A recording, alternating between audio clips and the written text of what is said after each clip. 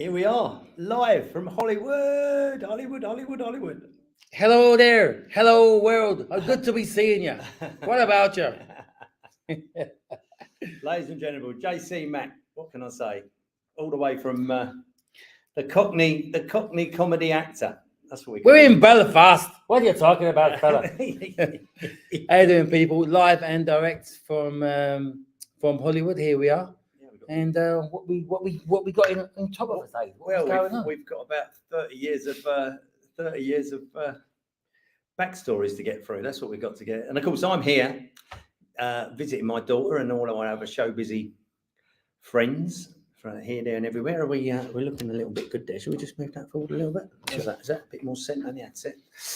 Yeah. So I didn't realise it was so long ago you made it the big time. So the big time. Yep. So been here for 15 years. Can you believe? Been acting 20 something years now, and what can I tell you? What an adventure it has been. So the early days, modelled and danced. I won't get too deep in that. Modelled and danced for like 10, 15 years all around the world. And the modelling led to my model agent said to me, "Oh, there's a couple of people want you for a commercial. Do you fancy doing some commercials?" And I was like, "Yeah, I'll have some of that." So I went in for a few commercials, booked a few, and I thought to myself, "Wow, this is what I was meant to do."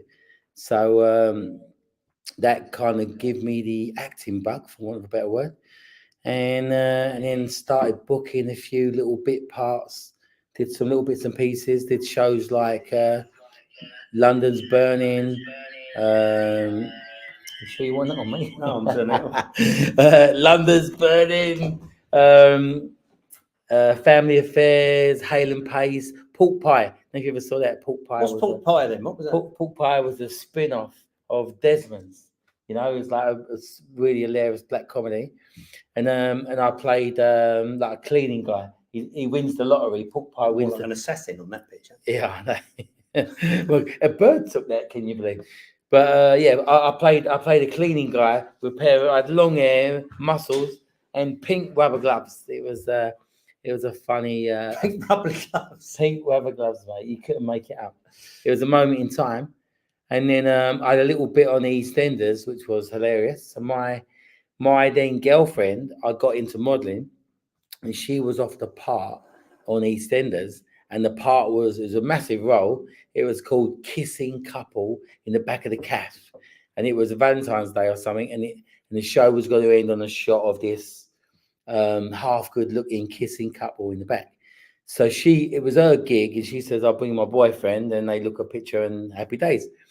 We go down there, and there was another girl there who I think was Miss UK or runner up to Miss UK that year or something, and they switched her out for my then girlfriend. And so I obviously had to kiss her, which didn't win me any house points at home, but it was a moment in time. So Hit the Big Time that was filmed at the old Caesars, wasn't it? We were talking about that. Winner Takes All. Winner Takes All Pop. Oh, yeah. Sorry, yeah. So we did a few bits. So started to book roles in some, TV soaps and etc. Little bits and pieces. Did some short films, and then we decided if we were going to really showcase ourselves, we would need to make a film ourselves. So we thought we'd make a short film. So me and Chico, who's like my brother from the X Factor, we were living together, and we'd bought a house together.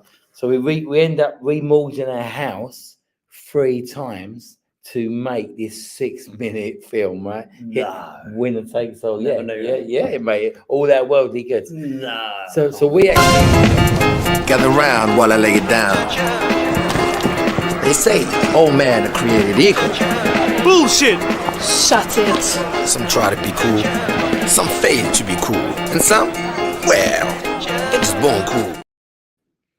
And that was my entry comes in right after that. but we wrote all the dialogue. Good play for Chico, though. Good play for Chico. So we wrote all the dialogue in iambic pentameter, so rhyming couplets. So me and Chico were singing, believe it or not, prior to X Factor. We were writing songs and recording for a number of years prior to that.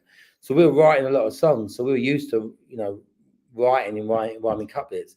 So, and we actually went to the Cannes Film Festival. I was in a little film that was shown in Cannes.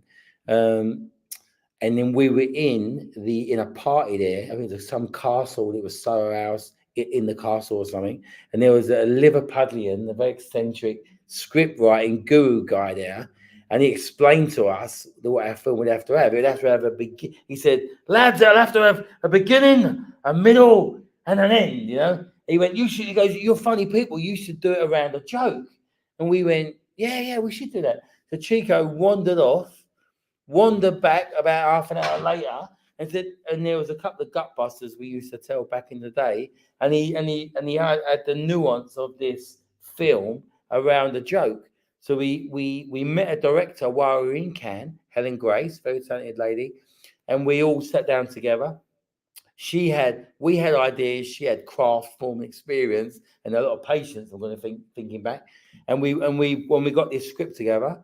And then we got all our pals. We reached out. We had Dave Courtney, who's unfortunately no longer with us, played a great role in it. You know, every single person showed up for free. They were our friends, loved ones, ex-girlfriends, current girlfriends, future girlfriends, and everybody in between. And Fred Batt was a great pal of ours. We used to promote a night with him at Caesar's nightclub, and we shot the whole film in Caesar's nightclub.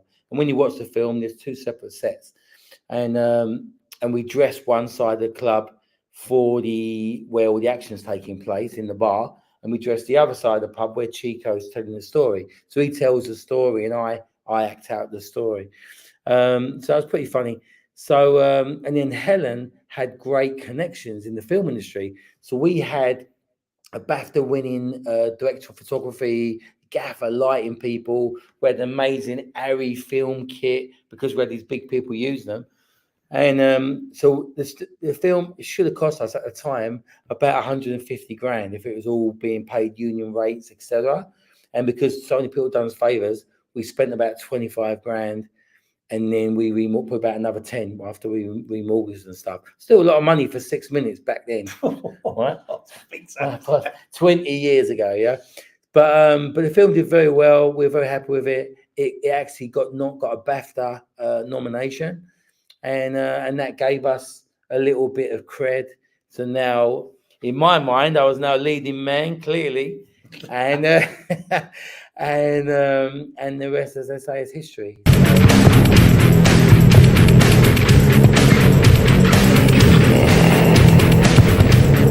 Let me tell you a tale. One mean, crazy night, a stranger appeared, not afraid of a fight. I'm loving that. So. Bit of fun there. I know what happens next. They go on YouTube and see that link, can't they? Yeah. All this stuff is on it's all on YouTube. The size of what is he? That doorman, that Russian. Oh, his head was as big as his neck, wasn't it? Russian Ronnie. So when we're casting the film, I use professional actors for the main speaking roles, and all our friends played all the extras, etc.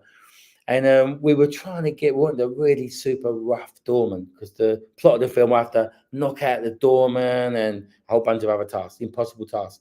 So we struggled to get a really rough, tough looking guy. But the actual doorman of the club was the roughest looking Russian Ronnie monster guy you could ever imagine. Russian Ronnie. And then when we looked at it, he said to me, "Hey, Mac, can I be in your movie?" You know, I was like, absolutely, you know.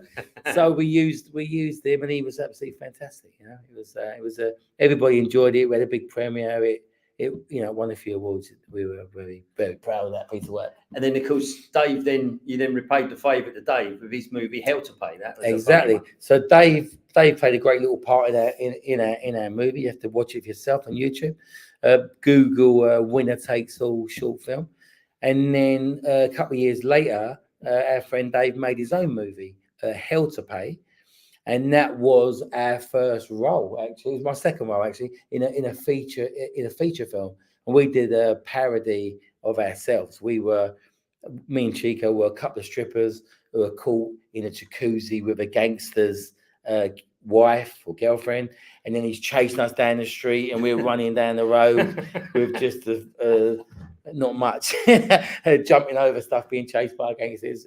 We had a lot of fun doing that, and we went to Cannes with that as well. Actually, Dave took that to Cannes, and we went with 40 flat-nosed doormen, but that's another story. That's another story. There was a lot of names in there. That's another thing. If you haven't watched it, these sorts of movies that sort of back in the day were difficult to distribute because of the controls over the distribution, certainly in England in particular, that you have to obviously get the different, an 18 or, what age you can go in and see it. And of course, that then determines whether a film can be distributed. So if they don't certificate it, is that the right phrase? Then obviously you can't distribute it. But of course, now with the YouTube and your Netflix and stuff, you can see a lot of these movies from 25 years ago that weren't allowed to be shown. So check that one out, Hell to Pay. Gary Bushell, of course, was in that, wasn't he? Gary Bushell. Oh, there was a comedian Mickey Pugh, fantastic comedian Mickey Pugh. I was working with his nephew in Northampton a couple of weeks ago. So who else was in it? We got Mickey Pugh. I mean, loads of stars. Oh, EastEnders and From the Bill. No, it's gone. Anyway, well worth watching that one. Worth a watch. Worth a watch. So we've done. So LA Paranormal. LA Paranormal. Just jumping on a little bit. So before I left England, so now I've got the acting bug, and I'm having a degree of success, playing all sorts of roles, lots of tough guy type stuff. But I was most at home playing comedy, and even when I was into the tough guy stuff, I was never the bad guy. I was a good guy in a bad situation, peer pressure. But I was having a degree of success, and I decided that my agent at the time, you've got to bear in mind, we had long hair and off the cover of Mills and Boom book, right? And my then agent, Patrick, if you're watching this, he's out there. Patrick Hambleton, great guy. He said, JC, you're a little exotic for this market. You might do better in America, And always wanted to take things as far as I possibly could. I thought, okay, Hollywood, let's go. So I set about getting the visa process, which is no mean feat, believe me. It takes a lot. It took about a year. I'll go in an O1 visa, which is kind of for want of a better word, it's like a celebrity visa, if you like, for people of extraordinary ability, so you can work in the States. And there was me thinking you were going to be modest, and I was going to bum you up a bit there. it's a nonsense. It really is an exploitation of all for regular folks to be able to get it, but it was a challenge, that's for sure. So just prior to that, I did my first sort of major role in a feature film was a movie called Stag Night, and I actually played a stripper. Funny enough, in that played a lot of strippers early days in that movie. Very, very funny movie, worth a look. Stag Night. But the director of that, Simon, he said to me, JC, you want to make something that showcases who you are? You're kind of funny, you're a bit wide, you should be like a hitman or a villain or something. So me and a guy I met on the set of that movie, Jason Hyde, he's one of our closest friends, and we met on the set of the movie, and so we collaborated with Helen, the director, again, and we wrote this hitman comedy. And these guys are the worst hitman that ever lived. Think like Two Smoking Barrels meets Dumb and Dumber, and you got the premise for this film called Hit the Big Time. So we please, man, I thought we were friends. Oh God, friends, don't kill me, man. The shovel, the shovel. No! Can you imagine Al Pacino having to deal with the shit we have to deal with? Gentlemen, good morning. Shoot him right in the head. Shot it! I don't really see you as an Al Pacino. You're more like the geezer being killed by Al Pacino. Martin said you guys were the best. And how exactly is that helping? I would hate to meet the second best. This is our ticket to early retirement. Go to Hollywood, make a movie. A real-life gangster movie. Mr. Crutch. Crouch. And Mr. Copper. That's Cooper. Two hitmen coming into my office to tell me their own life story. I want that bastard immobilized. I don't buy it. Is there some language barrier? Viva Las Vegas! I can't fucking read this. I can't read it either. We're giving you a true story. Let me shoot it. Our story. Boom! That's a fucking ending.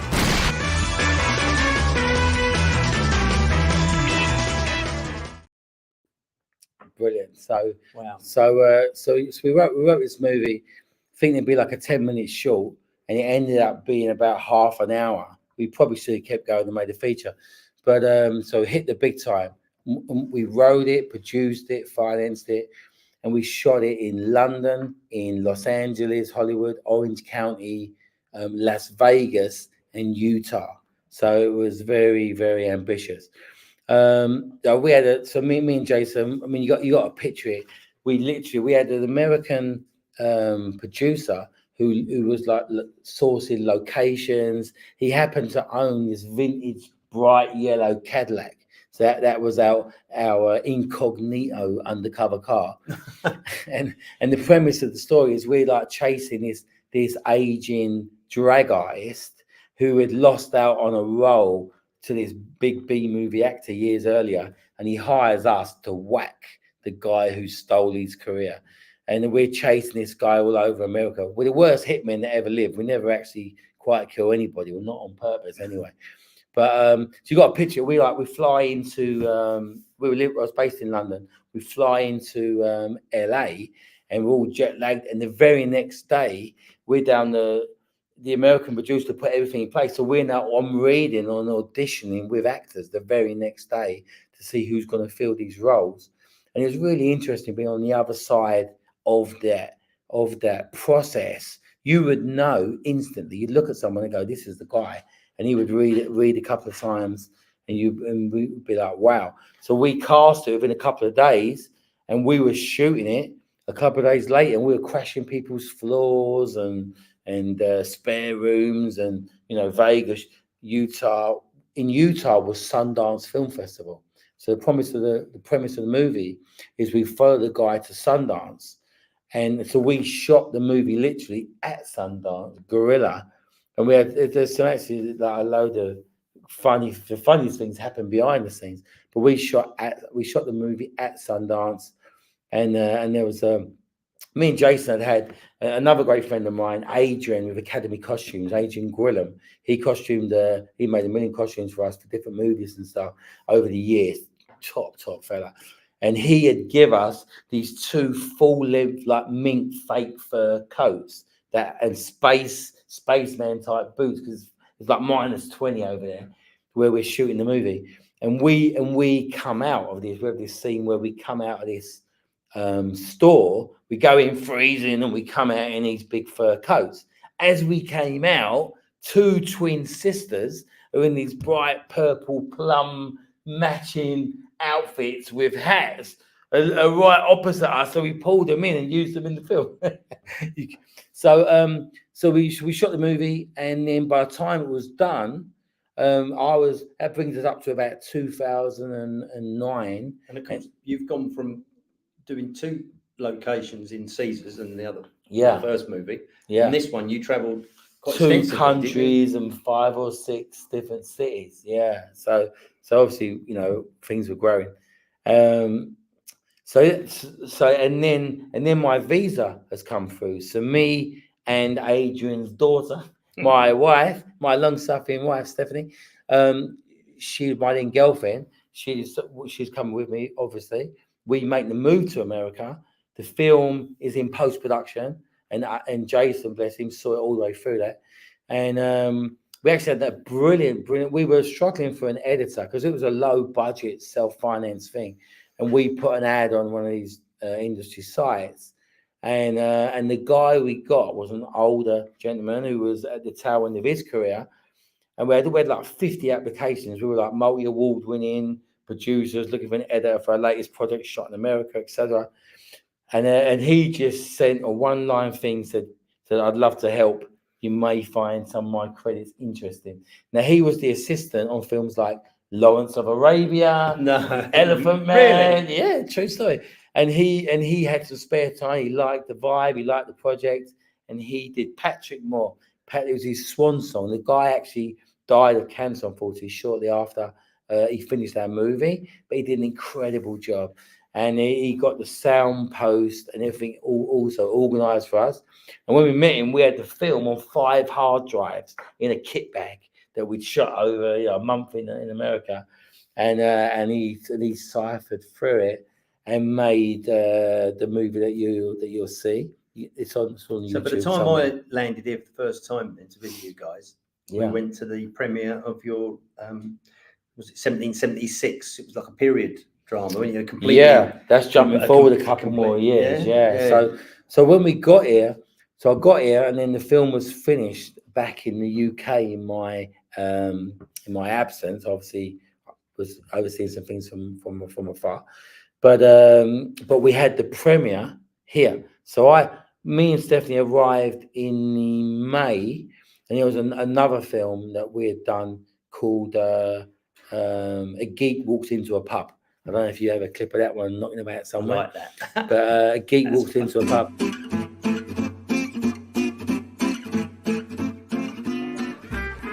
A man walks into a bar, sits down. Good evening, barman. And the barman says, Yes, sir, how can I help you? A pint of your best beer, a packet of crisps, a round of drinks for the whole bar, and a drink for your good self. Right you are, sir. The barman, obviously pleased at the large order, pours many drinks. That'll be £97.64, please. Oh, I haven't got any money. Hearing this, the barman gets annoyed. What do you mean, you haven't got any money? The man just shrugs his shoulders. So the barman beats him up. The next day, the man walks into the bar again. And the barman can't believe his eyes. You again. Greetings, my friend. A pint of your best beer, packet of crisps, round of drinks for the whole bar, but nothing for you. And why not me? 'Cause you get a bit violent when you've had a drink.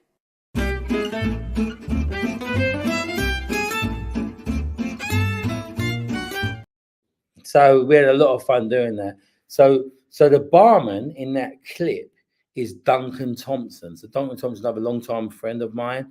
We've made 5 or 6 films together. Every single film we've ever made has won an award. We've never not made a film that hasn't won an award, which is hilarious. And on the funniest things happen behind the camera. On the day we were going to film that, the bartender didn't show up. So I was like, all right, Duncan, in you go. So Duncan not only was filming it, running the camera, he then had to be the bartender, you know. Off in the way. And we shot another film, 3 pints of beer, the same day. And we had 2 camera setups. And in the first one, I'm this one, the geek guy. And in the second one, I played this old man, right, in a flat cap and a trench coat. And we never had time or money. We had this bar for one day in Putney, and we never had the time or money to hang about or do camera setups. So I had to shoot it. So if most of the cameras on me, I had to be the geek. And then Duncan's a brilliant director. He's great with performance. He was giving me the instruction of how to walk and giving me notes on the camera. So I'm the geek, walking, hello, for a pint of beer. And then I had to be the old man. So I took it all off, put on the trench coat. Hello, son, different voice. Put 3 pints of beer, please. And then shoot it back to back. So that was quite a challenge. But we had a lot of fun. And then Duncan had to fill in for both. The reason I bring them up is because one of them, I can't remember which one of them had won an award in the American Festival. So we arrived on the 1st of May. My wife is a very beautiful, glamorous lady. And the festival was like on the 14th or something, and there's a big red carpet. We've won an award, best short or best comedy short or something. So we're on the red carpet, and there's a paparazzi. While I'm waiting for my interview, all cameras on Stephanie because she's so glamorous, and I'm like blanked, like poor relative. And they're asking these questions, and she's like, "I'm not actually in the film." She was though in that, wasn't she? She was in the. She was in the film. She was in the pub. She was in the pub. And on those credits, if you looked, it said so-and-so Thompson, so-and-so Thompson, so-and-so Thompson. It was Duncan, his mum, his brother, his sister, his auntie, his kids. I think there's more than that goes on in the movie industry than people would realise, don't they? Oh, yeah. Stuff that is made.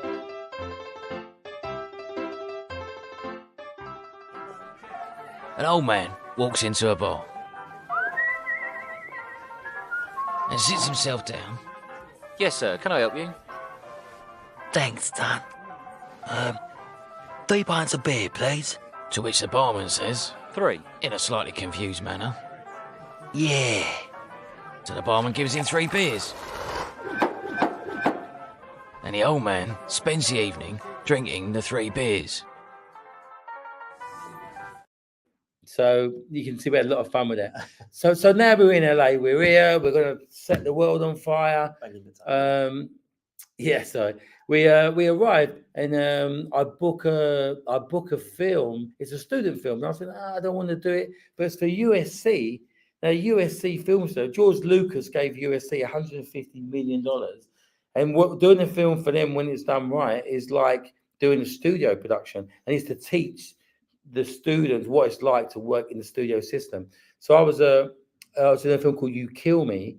That is one of the best pieces of work I think I've done. I played like a middle-aged guy having the midlife crisis, and it's like a dark comedy. He's trying to kill himself, but it's a funny movie. And then the next thing I booked was a film called LA Paranormal, and that was a ghost hunting movie. And I played a playboy, John London, playboy psychic.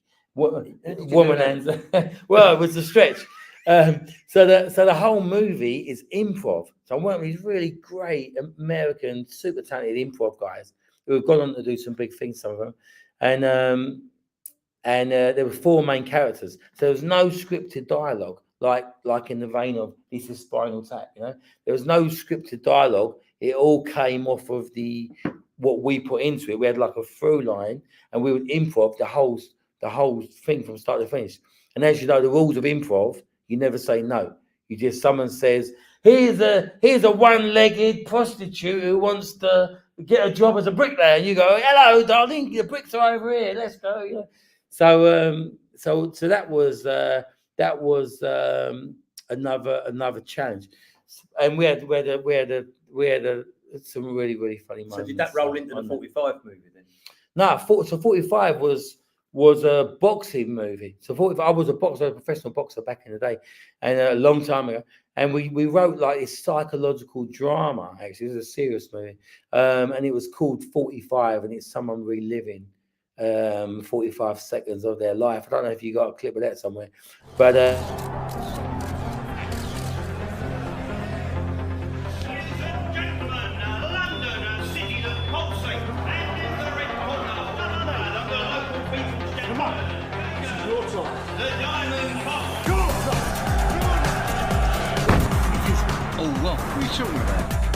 God knows why you love me. Big, strong man. Scared of a nightmare. We ain't got time for none of your fantasies. We'll say we just stay here. Forget about the fight. Sounds wonderful. You can scream and shout, you ain't got enough nothing now.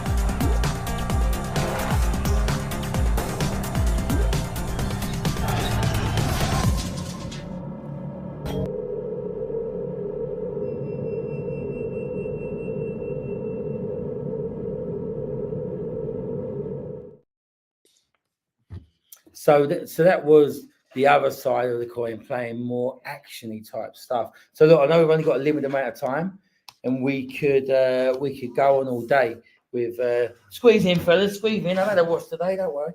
And so I did a whole bunch of. I was on a real roll at that point. Just got to America, booked a couple of decent roles, just getting my SAG card. But I know we only have a limited amount of time, so let me just race through to where we are now. So rolling forward a few more years, I did 50 movies. If you look them up, it's about 50 or so projects. But the project we did a sequel to hit the big time with Duncan, who's a brilliant director, Duncan Thompson. What is the AI film guy? He's we've developed various projects that we are hopefully shooting next year or two. But we did The Green Rush, was a sequel to Hit the Big Time, hysterical as well. Maybe we'll talk about that another time. Yeah. But that brings me to my latest project and my main man here. So this is German director, actor, all-round action man, German, the winner of the German Ninja Warrior. Introduce yourself, Jan. Oh, yeah. Thank you for having me here Of first, course. my friend John, and to invite me to be here. Thank you very much. Yeah, my name is Jan Wazy, and I'm doing movie production since 20 years in Germany, and done a couple of exciting sports champion like Ninja Warrior. Look at him, mate. It makes the rest of us look skinny. You know what I mean?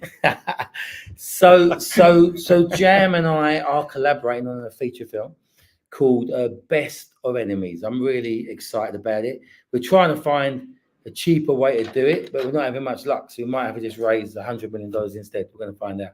But we wrote this. I actually had a sports injury 6-7 months ago. I could barely get off my couch, and walking helped. And Jam and I had met. We'd shot something together previously, and he was a friend of mine. And he came over. And he was massaging my feet actually with olive oil. Olive oil. But I'll leave that to your imagination. But he was helping me out. And I live next to a park. We were walking around Roxbury Park, and we came up with an idea for a very funny premise for a movie called Best of Enemies, which we're working on right now. You want to elaborate on that, Jam? Yeah. And it was very funny because if he hadn't that pain and he couldn't walk, so maybe this project never happened. So everything was on the right time, right locations, and we wrote a very funny action heist movie. You will be excited. You will love it. It's like a high concept bromance. It's like a heist. Movie. And without giving too much away, it centers around the two main characters, funny enough, and it centers around a very slick, think the German James Bond, James Wick, that would be Jam's character, and think of, I don't know, Jim Carrey or Mr. Bean or some idiot English guy. That's my character. And we're both trying to, it centers around a fashion show. And these pair of sneakers, these amazing sneakers. And this fashion show is the event of the year, the event of the season. Anyone who is anyone has to be at this show. Yeah. And the prize piece in this show is the designer's sneakers, which are called the Funky Novas. And we're both trying to steal them for different reasons. So my guy's thinking on his feet. He's a gambler. He's a loser. He owes everybody money. If he don't steal them, stakes are high. He's going to get dead. In fact, there's a scene. One of my opening scenes is I'm upside down, hung off a bridge or a balcony, and we've not been able to shoot that because I'm still dealing with this injury. But hopefully we'll be able to do that soon. And in Jam's character, polar opposite. He's like. He's opening scene. He's like beating up 30 people. The opening is so amazing, right? We have to make a body count, you know. Yeah. I remember a body count. Yeah, but he's just think John Wick and he's knocking people over left and right. But there's some very very funny bits within it. But yeah, Best of Enemies coming very soon. I mean, we were shooting some test scenes this year. We'll probably be going to major production maybe next year. So the reality is it's probably coming to you about 2026 or something. But we will keep you posted and we'll show you some clips and stuff as the project unfolds. In the meantime, running along the bottom, like and subscribe so that we can get some more fabulous talent that we've got on here today. Yeah, if you're liking moving forward, if you're liking this podcast, and Adrian's a very accomplished stand-up comic. I know you all know that. He's actually my father-in-law. I don't know if you actually knew that. Yeah. Now I knew him for 10 years before I even knew he had a daughter, let alone knew his daughter, and he was very an integral part of how we met. Very much so. I mean, his daughter met. But yeah, if you like what you're seeing and it gives you a bit of a giggle, please like and subscribe on the podcast because I know they've got some really, really funny guests coming up, Here's a little thing I've been working on. This gentleman's called the Toy Boy. He's 82 now. He's retired, but he's had 40 years in the toy industry, and he's wrote a book which I'm working on at the moment, which could well make a movie. Yeah, this guy. I mean, absolutely. His journey. And it's funny. What made me think when you said about the ninja, was that what's that, a film, or you do fighting, or what's the? It's the Ninja Warrior. Yeah. It's a kind of sport competition. Oh, it's in TV show. It's like a TV show, like sports game. That's a massive TV show. Here it's right. American Ninja But the Warrior. most dangerous. I broke all my bones, all my fingers. Right. Okay. 5 So injuries. the connection between this guy and that story, is this guy designed, manufactured, and distributed the Ninja Turtles back in the day. And the WWF figures. Yeah. And well, he's had 40 years of it, and the story, the journey that he's had, I don't know. He had some guys that rob about £40,000 worth of toys off of him and wind the company up. So he went down there and got them. Do you know what I mean? It's just mad. Even though it's the toy industry that you'd imagine would be a light-hearted, fun thing. It's like almost like a kind of mafia story when I was reading it. But an absolute, there he is, Lord David Lippman. And you probably, do you recognise him? No. They've just done a film with him, haven't they? You can't recognise him. I ain't got my glasses, mate. You ain't got your glasses. How about Prince Charles? You recognise him? King Charles. King Charles, King I should Charles, say. of Yes, course. King Charles. There he is with King Charles. Yeah. King Charles. So not between these two giants here. You're gonna. I don't know. I'm going to get shot for not remembering that guy's name. He's one of the biggest Hollywood actors that Hollywood has ever known, and I can't think who he is. So Hold on, Pops. Let's have a look. Let's put my bins on here. Steve Martin? No, they've just done a movie of him. He's just done his life story on Netflix. Cary Grant. Yes. There well you go. done. He's got it. The Cary main Grant. man back in the there day. There he is with Cary Grant. Yeah.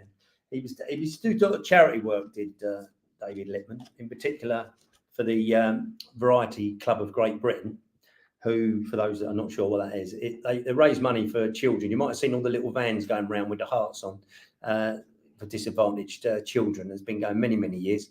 And it was a great story that he had Cary Grant come as his guest of honour. And he said, do you mind if I just bring a couple of friends? And he brought the king of what's his name? Princess of Monaco. Oh, Monaco. Monaco, yeah. Right. And the king of There Monte we- Carlo, isn't it? No, what There was were a that couple island? of people he wanted to bring. Yeah, that was it. Monte Carlo is. Yeah, the that is it, yeah. So there we go. There you we go. are. What So can I- what can I else you say? been up to, sir, then, on the end? Thank you for coming and joining us, by the way. Well, actually, I just shot a film here called Simon Says, and Jam is one of the producers, and he's been taking their post-production to the next level. And we had a premiere a couple of days ago. I think there's a screening. Is it tomorrow, Jam? Yeah, screening is tomorrow. Yeah, and I collaborated again the whole movie from scratch. And you should take a look. It's very nice. So Simon Says, not out yet to the public, but I played an ER doctor in that, which was, he weren't that funny and he weren't that actiony, so it was something different. It is not a funny movie, but it's a nice movie. It's a good movie. It's a really good movie. Our buddy Mike put the whole thing together and wrote and made, and it's a bit of a devil's advocate, almost a little bit of a faith-based type movie, but it's dark, but it's cool. Worth a look. Simon Says, coming soon. Have we got any other little clips there that we've not looked at tonight? Let's have a little look as we come towards the end of the show. I think our man might have a couple of little clips there, maybe. I'm not sure if we've seen them or not, but anyway. I don't know. I don't know if you got anything for. What if she does a poo or something? I've really got to go. Yeah, I'm sure you'll go. That's all. But And then the lunchtime debate. Stay tuned. Until then, now this.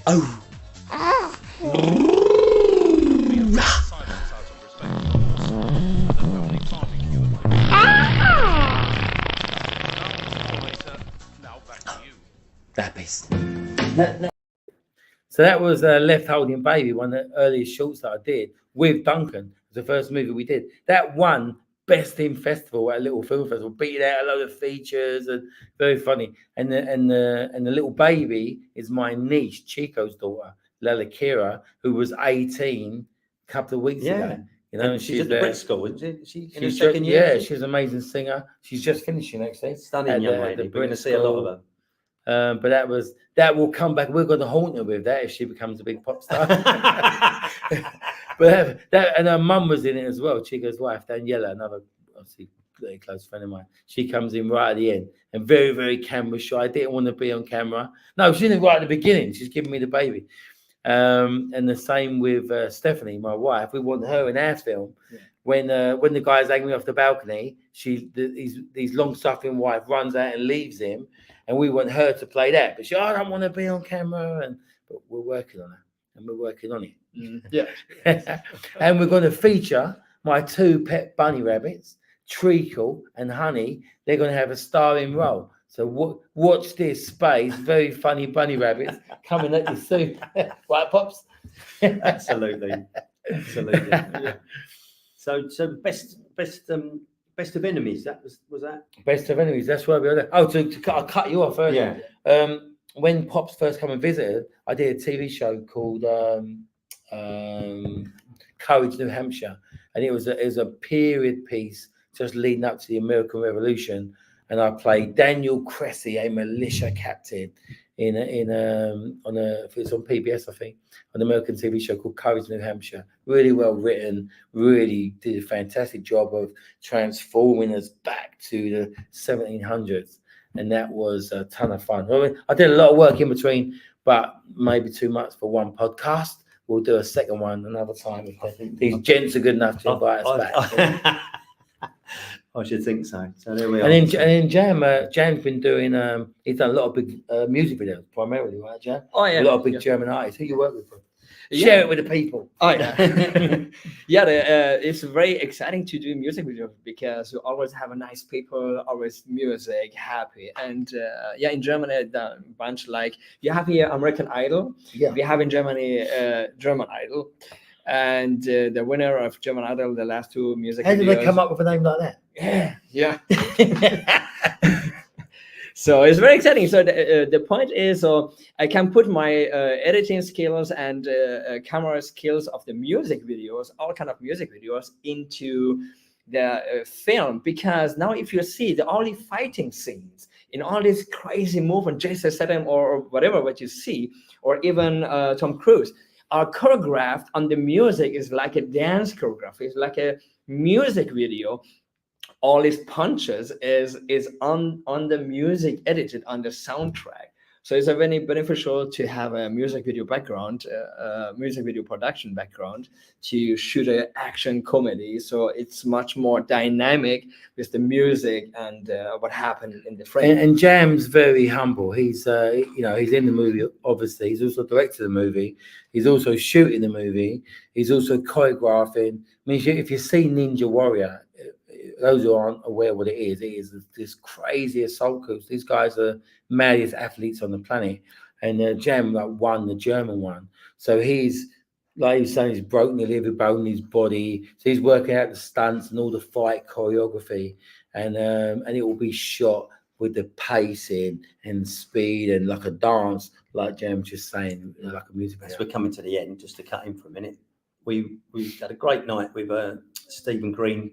Comedian Stephen Green from the out here in Los Angeles at the Comedy Store the other night, and then we met up again at the Improv. And your friend, maybe we should give him a plug. Alan Liebland, who was my agent here at one time, lovely guy. He puts on a show. He represents a lot of comedy actors and stand comedians called Stronger Choices, and they put that onto a sold out show almost once a month. And they did the Hollywood Improv, and we went along and supported them. And there's some really funny people on here. It's a very, very funny night, and we saw Stephen there. That was it. So anyway, here we are. We're at the end of our 45 minutes live tonight. We'll hope to see you next week. Next week we've back with Johnny Tate and the cast of his new Naked Truth. So we're going to be having fun with that. Once again, here we are, Toy Boy, a book. It's all written. If anybody's into publishing or wants to drop us a line with any suggestions moving forward with that, please feel free. In the meantime, Jam, thanks for making the drop. Thank you very much for having me here. Pleasure for me. Yeah. And of course, Mac, thanks for coming on here, but thank you for putting up with me for the last 10 days. Oh, run me around, spoilt me. I've got to sit below the desk. I've had too many burgers, and my Swimming World lady's going to be throwing me out. So as we often say at this time, we'll leave you all with one last thought. Let's hope we all live to see the end of the DFS sale. Good night. Good night.